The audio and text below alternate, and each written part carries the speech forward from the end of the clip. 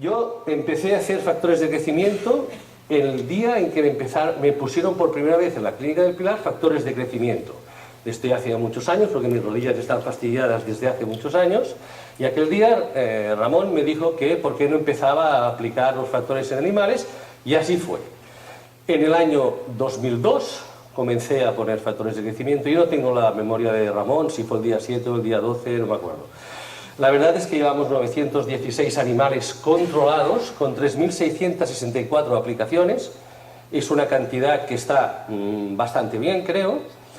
La mayoría son quirúrgicos. Veréis que el número de gatos es pequeñito. Ahora estoy intentando acelerar el proceso de aplicación de factores en gatos porque creo que es muy importante. El metabolismo del gato es muy fuerte y la reconversión es muy grande. No quirúrgicos 146, en tejidos blandos, en trauma principalmente. Hemos tenido algunos resultados espectaculares en heridas tórpidas, en crecimientos, etc. Y haré hincapié, a ver si no me equivoco. No, esto es el puntero. No, pues ya no sé cómo esto. Adiós, madre mía, soy un desastre. No sé. Bien, ¿dónde utilizamos los factores de crecimiento? Los utilizamos en cualquier proceso inflamatorio. Pongo no oncológico con dubitaciones porque es una cosa que hemos hablado mucho con la doctora García y que realmente deberíamos profundizar un poquitín, a ver si en ciertos casos, postquirúrgicamente, después de un tema de oncología, deberíamos o no aplicar factores en la ayuda a la cicatrización, etc. En cualquier proceso degenerativo, por descontado, y en cualquier proceso que necesite regenerarse y estabilizarse estructuralmente. Yo vengo diciendo desde hace muchos años, los factores de crecimiento son exactamente el enyesado que necesita una pared cuando se desconcha o cuando sufre un deterioro por la edad. Yo estoy empeñado en poner esto. Bien. Voy a hacer hincapié principalmente en la cirugía de columna.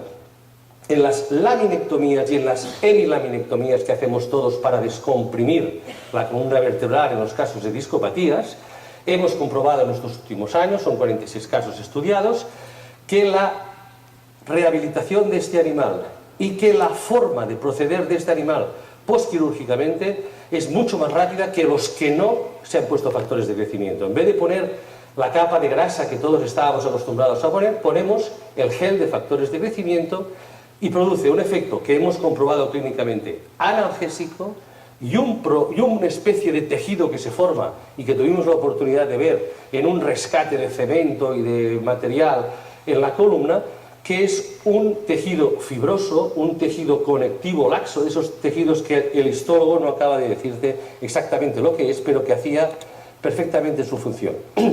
Algunos casos clínicos, en una extracción de toda la boca prácticamente en un animal con una estomatitis de estas crónicas en el gato que todos conocéis, los veterinarios, en unas fístulas perianales, en un tejido adiposo, en una forma adiposa, en un tema de un pulpejo accesorio y que, como podéis ver, pues tenemos un volumen enorme y en ese agujero, en ese orificio que queda, colocamos factores para una mayor rehabilitación.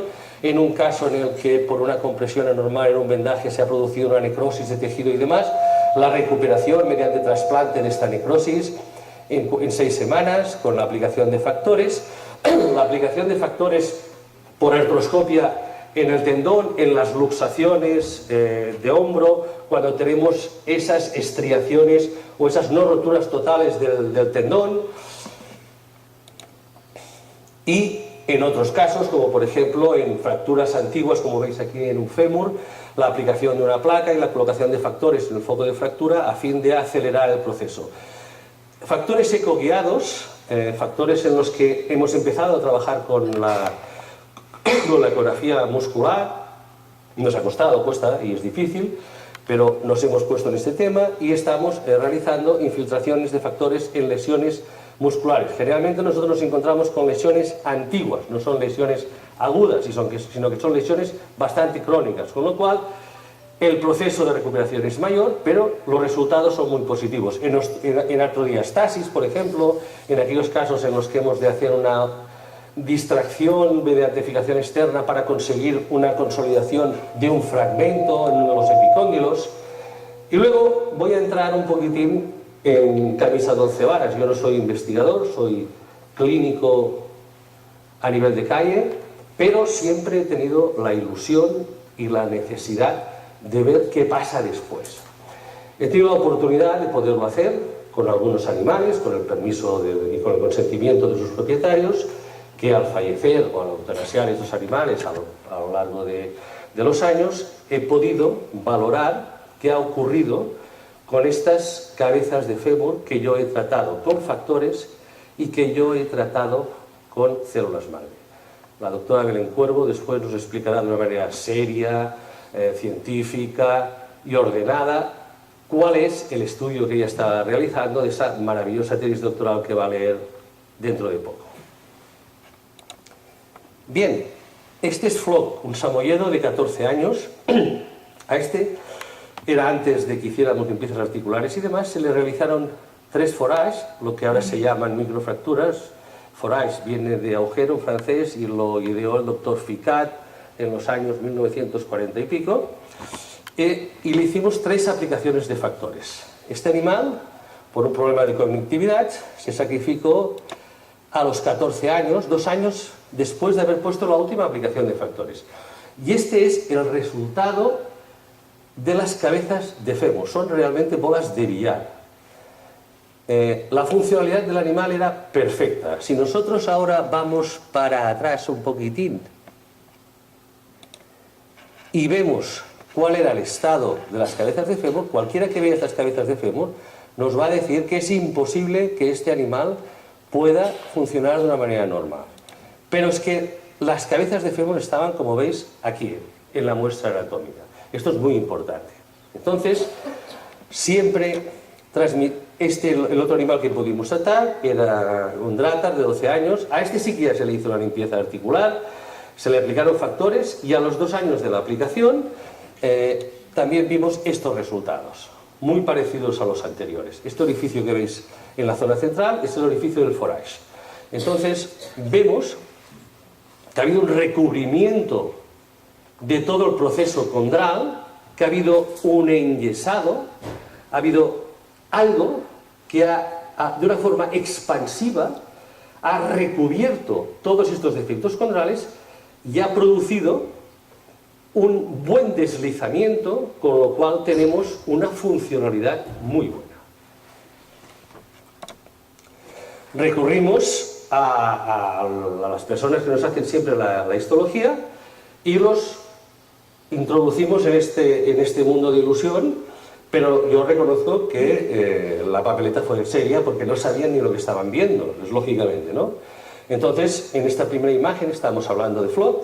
El tejido óseo compacto en la zona epifisaria presenta claros procesos degenerativos condroides, si bien persisten osteonas y conductos perforantes. Estas degeneraciones están acompañadas por desorganización y fusión de filocartílago articular, etc., ¿no?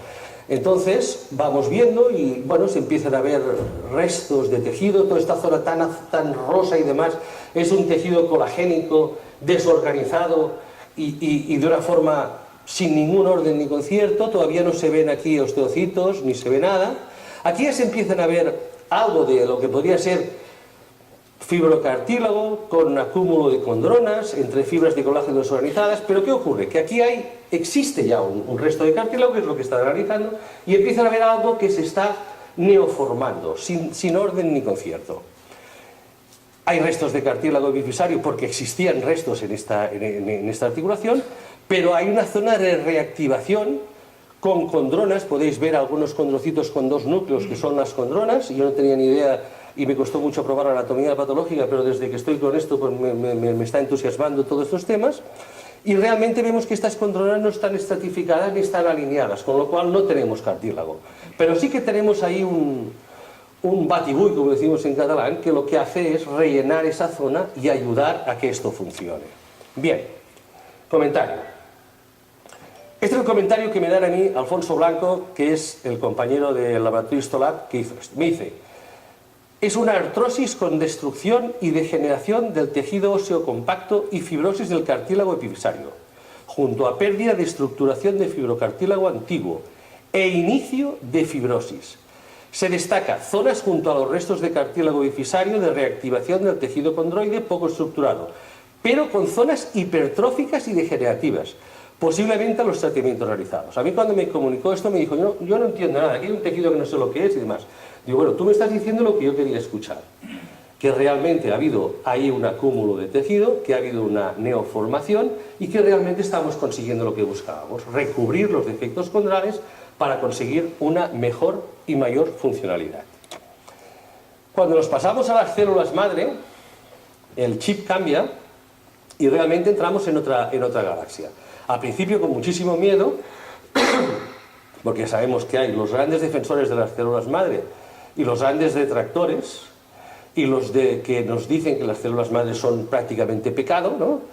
Y entonces entramos en una especie de arenas movedizas donde estamos viendo lo que está ocurriendo. Bien, os voy a hablar de Danko, que es un perro de caza de 11 años, con una artrosis de cadera brutal, con pérdida prácticamente de función, y a este animal le hacemos una limpieza articular, le hacemos un forage y sacamos la grasa y la sangre para hacer células madre con factores.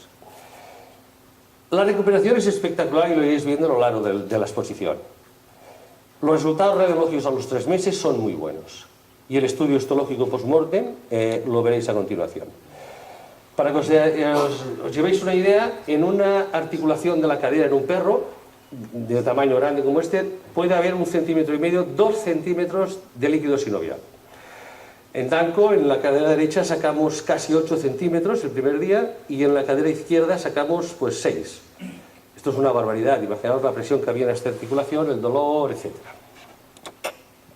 Bien, este era el estado de la articulación, o sea, ¿por qué nos atrevimos a hacer algo en un perro con estas características y estas caderas?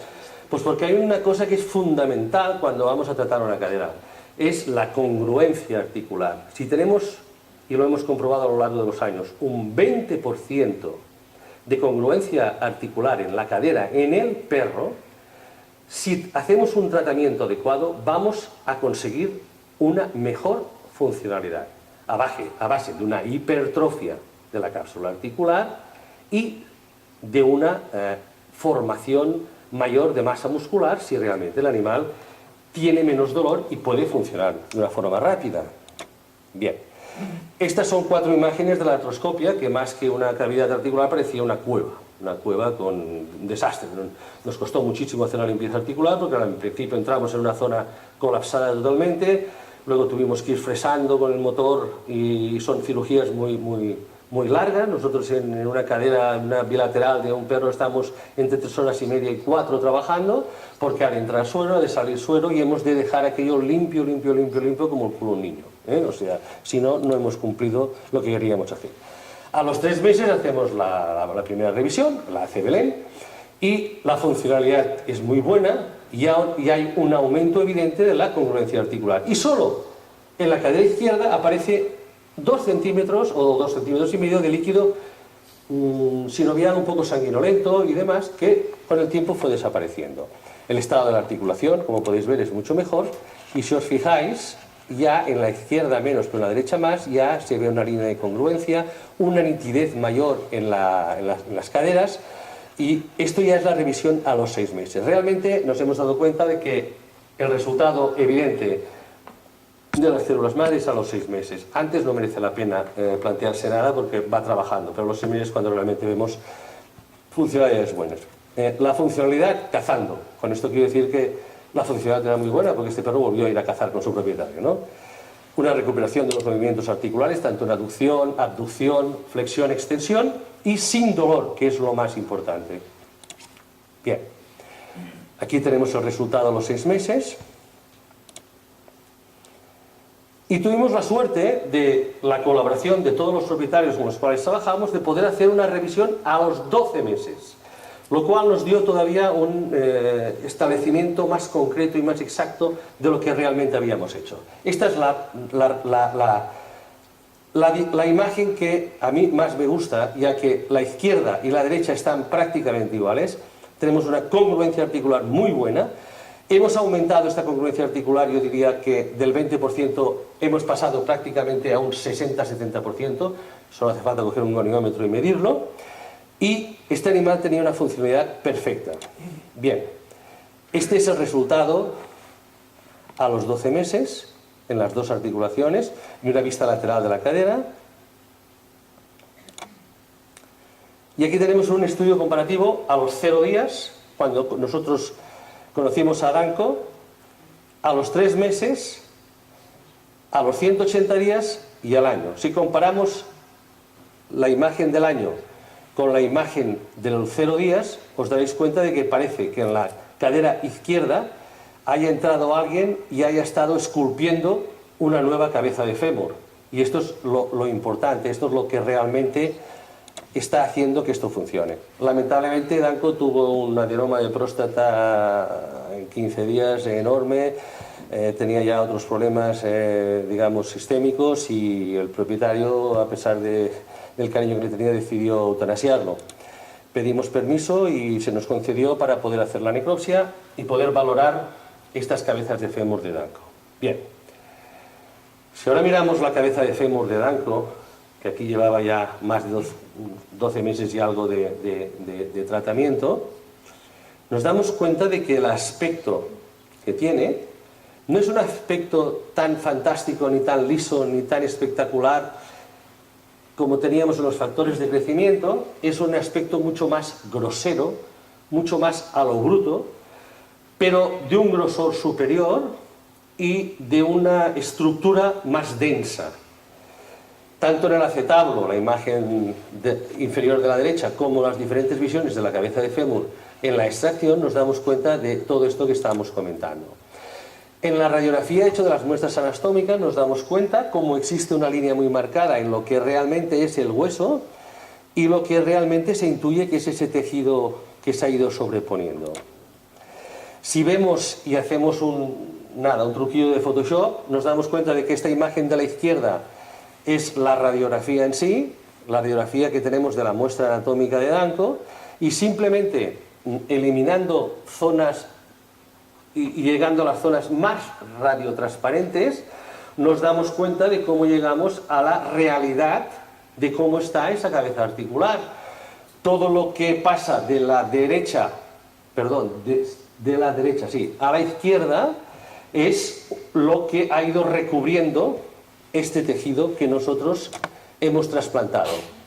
En estas otras imágenes, en otras posiciones, nos damos cuenta de cómo hemos aumentado y cómo hemos ganado en congruencia articular. Esta es la muestra anatómica antes de ser procesada y pasar a cortarla y demás por el histólogo. Todo este tejido amarillento, si soy capaz de poner en marcha esto. No sé, sí, ¿no? Sí, vale. Todo este tejido amarillento que hay alrededor de la muestra, estas son células madre. Todo este tejido amarillento, todo lo que hay son células madre. O es lo que ha creado las células madre. Sí, ¿no? Vale. ¿A dónde?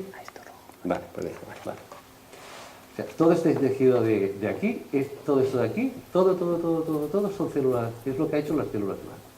Si os fijáis, es muy a lo bruto, sin ningún orden, sin demás.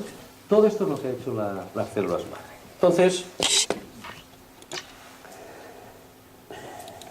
cuando llegamos al acetablo nos encontramos con lo mismo. Tenemos una parte ósea y luego tenemos una parte muy concreta, que es estas células que se han ido adoptando aquí. Cuando empezamos con las preparaciones histológicas, en la primera del acetablo nos damos cuenta de que hay unas zonas centrales, unas zonas muy marcadas en el centro, todo esto más de color violeta, que estos son zonas de calcificación. Luego hay muchos artefactos, como es lógico, el tratamiento del hueso en histología es muy complicado, y luego ya empiezan a haber algunos osteocitos, se pueden ir viendo por ahí con algún núcleo en el centro, no demasiados. Cuando pasamos a la misma, pero un poquitín más exagerada, con más ampliaciones, ya nos damos cuenta de que empiezan a aparecer ya algunos osteocitos mucho más marcados con su núcleo, y luego vemos también que las zonas de calcificación están como más ordenadas y difuso. En el acetablo todo es difuso. Luego intentaremos explicar por qué.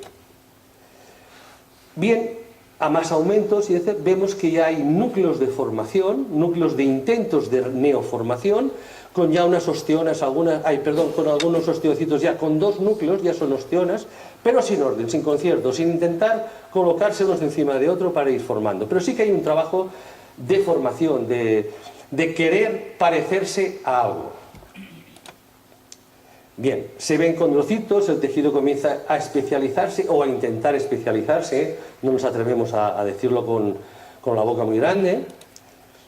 Cuando llegamos al fémur ya es totalmente diferente, total y absolutamente diferente. En el fémur empezamos a ver, por un lado, mayor cantidad de tejido en osificación. Empezamos a ver toda esta especie de curvas, aquí lo veis, que es como si pegáramos una cebolla, y vamos viendo que se están formando, estratificando toda una serie de líneas en las cuales hay osteocitos ya, y que lo que está ocurriendo es que el fémur presiona, sufre fenómenos de presión, tiene un estrés muy superior al que tiene el acetábulo y tiene también fenómenos de contracción, dilatación, etcétera, que no tiene el acetábulo. ¿Por qué? Porque realmente el fémur es el que está apoyando sobre el acetábulo está más inerte, es más receptor, por decirlo de alguna manera, y el fémur es más dador. Cuando acercamos más esta imagen, nos damos cuenta, en este cráter, como vemos exactamente estas líneas de estratificación que os decía, que podemos, no sé, imaginar o intuir que se trata debido a este estrés, a esta forma que tenemos de trabajo aquí.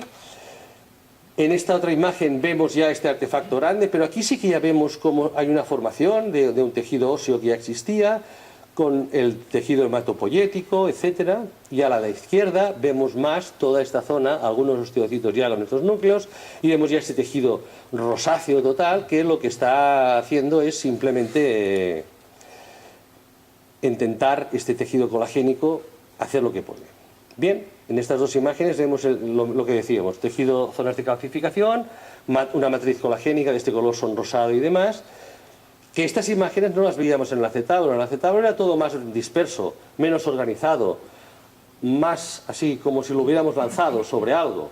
En cambio, en el fémur sí que ya vemos que se observa este intento, estas líneas, estas concentraciones, esta especie de cráteres, estas líneas de cebolla, ¿no? Calcificaciones, y como están sometidas a esta presión y demás, pues parece que está haciendo un intento de aparecer. En esta última imagen, que ya es a gran ampliación, nos damos cuenta cómo sí que tenemos ya gran cantidad de estos osteocitos, a ver si soy capaz de apartar, de estos osteocitos con 2 núcleos, ya hay muchos, y de alguna manera, a lo mejor es la ilusión de quererlo ver, pero empiezan ya a organizarse de alguna forma y están tomando unas líneas que quizás van a ser las que en un futuro pueden traducirse en algo parecido a esto. Bueno, el comentario de Fernando fue el siguiente, y me lo mandó por correo electrónico exactamente tal como lo he transcrito. Matriz colagénica con diferenciación condroide incipiente. Es más evidente en la cabeza femoral que en el acetábulo. Fenómenos y fases de calcificación. En ocasiones vemos líneas de depósitos de calcio disponiéndose con cierto sentido, cráteres y corte de cebolla. Os tengo que decir que nos pasamos 6 horas repartidas en 3 días hablando por teléfono, yo con las imágenes y él también, y explicándome lo que era cada cosa y demás. Entonces utilizábamos por lo de cráteres, lo de las cebollas y demás, para que un neófito como yo pues pudiera enterarse de lo que estaba ocurriendo. Podríamos poner un símil de una pared desconchada y con agujeros que se correspondería a una osteoartrosis en el cartílago. La aplicación de factores de crecimiento y de células madre histológicamente nos da una imagen de desastre. Un tejido mesenquimal que intenta parecerse o hacerse algo similar al cartílago. Él lo definió como un tejido Frankenstein. Un tejido a lo bestia. A lo bestia quiere decir que está tirado allá y que crece de una manera normal, sin ningún orden histológico. Cuando él me dijo todo esto, yo le dije, muchas gracias Fernando, porque me acabas de dar lo que yo esperaba que me dieras, que era la respuesta a lo que está haciendo este tejido en el cartílago. Y lo que yo veo clínicamente, tú me lo estás corroborando de alguna manera gracias a esto. Esta imagen es simplemente porque os quiero comparar perdón, la imagen de Flock, de los factores de crecimiento, de la cabeza de fémur con factores de crecimiento y la de Danco con células madre. Como podéis ver, es muy diferente. Está mucho más organizada, mucho más definida, mucho más realizada, mucho más concreta, la de los factores, y está mucho más difusa, mucho más imperfecta, mucho más débil, mucho más incongruente, mucho más desconectada, desorganizada, etcétera, etcétera, etcétera, la de las células madre. Yo no sé cuánto tiempo tiene de caducidad cada cosa, por experiencia propia, porque soy un adicto a los factores de crecimiento, el doctor Cusco y el doctor Cubá lo saben, que son los que me los ponen. Yo cada 2 años prácticamente tengo que pasar por el ITV y ponerme factores en las rodillas. Ahora he empezado con el tobillo, que de momento vamos aguantando, pero yo creo que son 2 años, 2 años y medio, 1 año y medio, dependiendo también del ejercicio que hagas y de lo que hagas. No sabemos las células madre lo que va a pasar porque tenemos una experiencia de 12 meses, y hoy le decía a Belén que tenemos uno de los casos estos, que tenemos más meses, porque le hice una radiografía hace 2 días.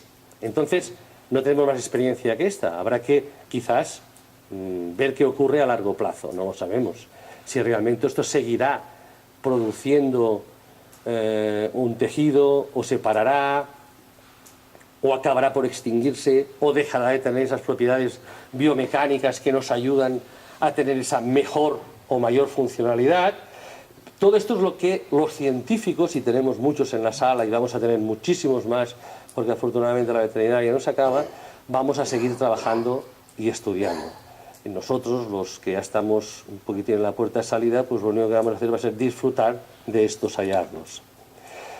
Yo no quería acabar sin agradecer a los que lamentablemente no están aquí, porque no están entre nosotros, al doctor Puchadey, que fue el que me inició en artroscopia, y al doctor Luera, que fue mi icono durante mi época de estudiante y durante toda la época que pude compartir con él, y la que siempre me estuvo animando a seguir adelante y a no dejarme ir. Y a mis compañeros de ahora, al doctor Cugat, al que puedo llamar cuando no está al otro lado del mundo y preguntarle cosas, a Diego López, que está con Ivo y conmigo, a Chema, con el que nos peleamos muchas veces, y a esos cientos de compañeros que han pasado por los cursos de Ivo en Global Veterinaria, y que de todos hemos aprendido un montón de cosas y que hemos podido mantener esta amistad. Bien, tuve la suerte de estar el día 5 de enero de este año en una erupción del Etna. El Etna, sabéis que erupciona muy a menudo, y yo tuve la suerte de estar ese día ya y ver cómo caían las cenizas y demás, ¿no? Entonces, yo diría que la fundación es como un Etna, un volcán bueno. Sabéis que el volcán bueno es aquel que va haciendo erupciones pequeñas, y el volcán malo es aquel que se lo carga todo. Pues somos un volcán bueno, la fundación, que vamos haciendo pequeñitas cosas, vamos explotando por aquí, explotando por allá. Oye, que los factores no son dopantes, oye, que esto no es esto, oye, que aquello que habías dicho no es verdad, oye, que hemos demostrado que esto, y es lo que estamos haciendo, poquito a poco, paso a paso, pero haciendo un trabajo, creo que muy interesante y muy bueno. Y lo que hemos de aprender es a que se enteren incluso los que no quieren enterarse. Bien, muchas gracias por vuestra atención. Si hay alguna duda, si no la tenéis vosotros, yo las tengo todas, pues estoy totalmente a vuestra disposición. Gracias por vuestra paciencia.